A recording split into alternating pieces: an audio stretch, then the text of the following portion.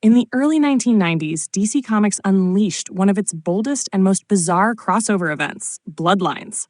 Spanning nearly all of DC's annuals in 1993, this storyline fused sci-fi horror with superhero origins, delivering a wave of new metahumans and a shocking dose of body horror to the DC universe.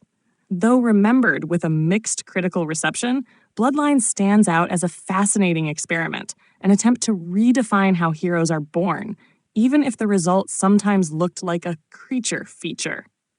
The core of Bloodlines centers around the Bloodlines parasites, a terrifying race of alien creatures that feed on human spinal fluid. Bug-eyed, grotesque, and Giger-esque in design, these parasites were a far cry from DC's usual extraterrestrials. They felt more at home in Aliens or The Thing than alongside Superman or The Flash. The twist? Some victims of the parasites didn't die. Instead, the trauma awakened dormant metagenins, resulting in new superpowers. These rare survivors became known as the New Bloods, ordinary people transformed into superheroes or villains through horror. Each annual featured one chapter of the event, tying into major heroes like Batman, Superman, Wonder Woman, Flash, Green Lantern, and more. Each issue introduced at least one new character, leading to over 20 new metahumans with varying designs, power sets, and emotional baggage.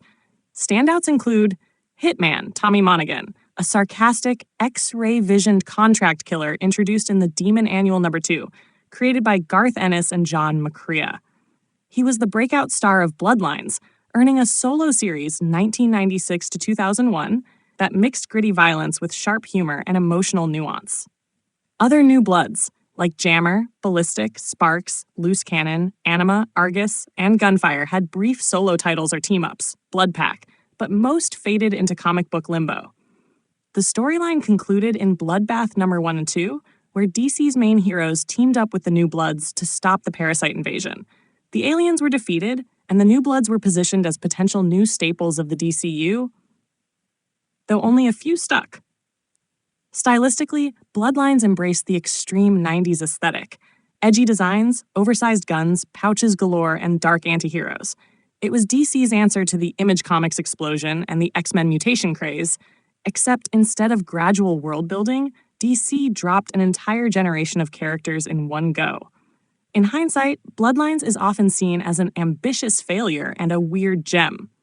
It tried to organically expand the superhero population through a shared traumatic event, bypassing legacy characters and going all in on originality.